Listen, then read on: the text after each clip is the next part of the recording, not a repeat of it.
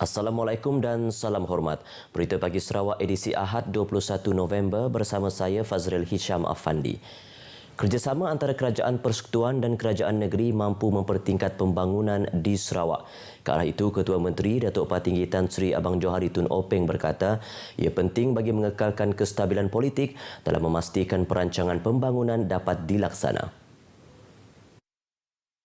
Datuk Patinggi Tan Sri Abang Johari berkata, perancangan pembangunan itu termasuk pelaksanaan projek Lebuh Raya Pen Borneo yang juga disokong dengan pembinaan Lebuh Raya Pesisir oleh Kerajaan Sarawak, sekaligus menyediakan jaringan jalan raya yang lebih baik kepada rakyat negeri ini. Federal government malah Pen Borneo. Kita malah Coastal Highway. Coastal Highway disambung dengan Pen Borneo. Nakah buka tanah? Ekonomi berbuka, yang untung siapa? Rakyat yang untung. Dan rakyat boleh mencari jalan bagaimana hendak mendapatkan pendapatan yang lebih. Datuk Patinggi Tan Sri Abang Johari berucap di Julau pada majlis perasmian Seksyen Julau Lebuh Raya Pen Borneo Sarawak. Sementara itu, penduduk yang ditemui turut berkongsi kegembiraan dengan siapnya projek tersebut. Sekarang ni kami selesa menggunakan jalan raya. Dulu jalan kecil, sekarang ni tidak lama untuk sampai ke tempat destinasi yang kami tuju lah. Dari segi keselesaan tu sekarang ni agak sudah di jalan ada dua kemas, sungguh sangat senang untuk memotong, tak ada jam, tak ada susah. Jadi keadaan jalan pun dah okey, dah baik, sangat bagus buat masa ni. Pembinaan kontrak pakej kerja WPC 07 Seksyen Julau sepanjang 28.5 km ini melibatkan kos pembinaan lebih RM530 juta. Ia adalah sebahagian daripada keseluruhan 3 jajaran WPC 07 dari Persimpangan Bintangor ke Jambatan Sungai Kuak sepanjang 75 km. Golongan belia yang berhasrat menceburi bidang pertanian perlu mengadaptasi teknik dan teknologi moden bagi mengkomersial produk masing-masing. Timbalan Ketua Menteri Datuk Amar Douglas Ugah Embas memberitahu ini kerana menjadi usahawan pertanian atau agropreneur berpotensi menjana pendapatan yang lumayan.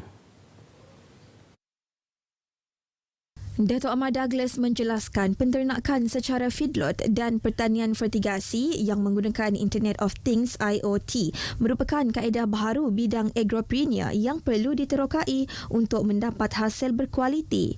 Tambah beliau, Jabatan Pertanian juga bersedia membantu mereka yang berminat menceburi bidang tersebut menerusi bantuan kewangan, latihan dan nasihat. Menurut Datuk Amar Douglas lagi, penglibatan belia dalam agropreneur penting selari dengan usaha kerajaan negeri untuk menjadi pengeksport makanan dan produk makanan utama menjelang tahun 2030 selain mengurangkan nilai import makanan negeri berjumlah RM4 bilion setahun. Katanya dengan tanah yang luas, Sarawak mampu mengeluarkan produk makanan sendiri seperti daging lembu, sayuran dan halia bagi menampung keperluan tempatan dan seterusnya untuk ekspor. Datuk Amar Douglas berucap pada majlis perasmian Agricorp dan pecah tanah inkubator pemprosesan kopi dan krepek Teng Bukap di Padawan. Terdahulu, Menteri Muda Pemodenan Pertanian Tanah Adat dan Pembangunan Wilayah Datuk Roland Sagahwiin berkata, program Agricorp merupakan idea Datuk Amar Douglas untuk mentransformasi sektor pertanian negeri kepada pertanian moden yang mengguna pakai teknologi baharu, big data dan IoT. Program Agricorp dilaksanakan untuk memperkenal konsep pertanian sedemikian kepada petani sedia ada dan golongan yang berminat menceburi sektor pertanian. Prestasi pembangunan infrastruktur di negeri ini perlu dijadikan kayu pengukur untuk rakyat memilih pemimpin pada pilihan raya umum Dewan Undangan Negeri PRU Dun Sarawak. Menteri Muda Pengangkutan Datuk Dr. Jerib Susil berkata, pencapaian yang dikecapi kini selari dengan wawasan Ketua Menteri Datuk Patinggi Tan Sri Abang Johari Tun Openg ke arah Sarawak maju menjelang tahun 2030. Kita merancangkan pembangunan Sarawak secara menyeluruh di mana kita mengadakan agensi-agensi pembangunan seperti Ulu Rejang Development Authority, seperti Northern Region Development Authority, Highland Development Authority dan juga Sri Aman Development Authority. Jadi semua pembangunan ini akan dirancang dengan baiknya mengikut agensi-agensi yang ada. Beliau memberitahu demikian selepas seminar pengurusan Ketua Masyarakat Ketua Kaum di Siburan. Datuk Dr. Jerib yang juga penyandang Dewan Undangan Negeri Mambung berkata beliau akur dengan kaedah berkempen norma baharu iaitu menggunakan media sosial PRU Dun Sarawak ke-12 kerana 60% di kawasan berkenaan telah mempunyai capaian internet yang stabil.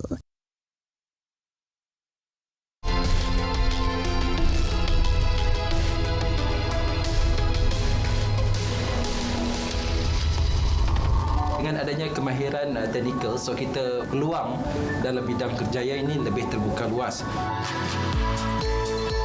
Tech ini merupakan salah satu inisiatif Kerajaan Negeri Sarawak untuk membantu belia-belia untuk meningkatkan ataupun menambah kemahiran belia-belia kita bagi meningkatkan kebolehpasaran mereka di industri. So dengan adanya grant daripada Kerajaan Negeri, kewangan yang disediakan oleh Kerajaan Negeri ini membolehkan Sentex untuk membantu melatih para pelajar ataupun pelatih-pelatih kita yang terdiri daripada belia-belia di negeri Sarawak. Kita ingin ataupun kita akan cuba untuk mendapatkan ataupun membawa industri-industri ataupun teknologi-teknologi luar ke Sarawak khasnya.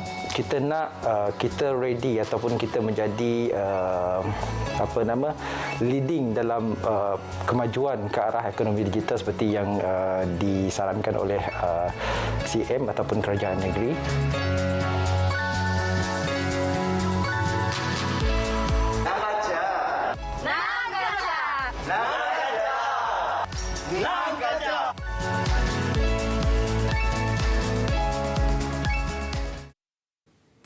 Kawasan Tebeduk merupakan lokasi pilihan untuk pembinaan taman tema yang dicadang akan dibina di kawasan Serian.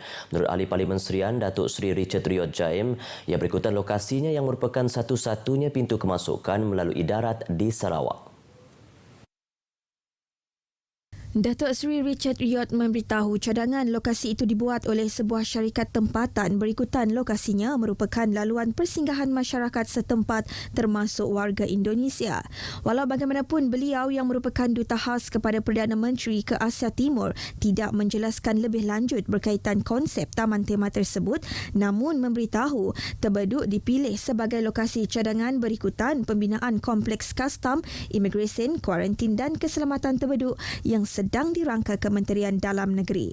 Selain itu, katanya perpindahan ibu negara Indonesia dari Pulau Jawa ke Kalimantan juga bakal memberi impak khususnya dalam perdagangan merentasi sempadan melibatkan Sarawak. Datuk Seri Richard memberitahu demikian selepas merasmikan Majlis Pertubuhan Keselamatan Sosial bersama Majlis Daerah Serian Prihatin Keluarga Malaysia Sarawakku Sayang di Serian. Pembangunan di daerah Dalat kini giat dilaksana, termasuk projek berteraskan eko pelancongan ke arah mengetengahkan kawasan tersebut kepada pelancong. Turut menjadi tarikan utama tebingan Sungai Dalat yang dilihat memberi impak positif terhadap ekonomi warga tempatan di kawasan itu. Ikuti laporan wartawan Awang Muhammad Muhibudin.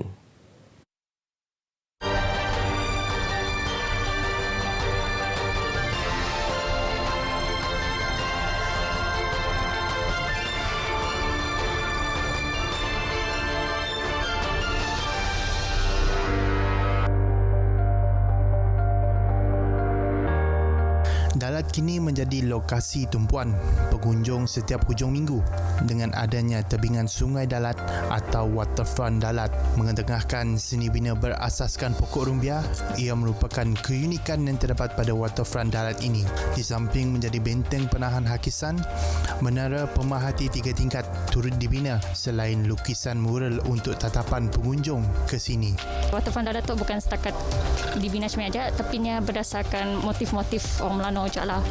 Seperti kita nampak, kita dapat ada banyak lukisan motif Melanau yang pun coraknya juga yang menunjukkan budaya Melanau setok lah. Ya, satu keunikan yang ada di Dalat.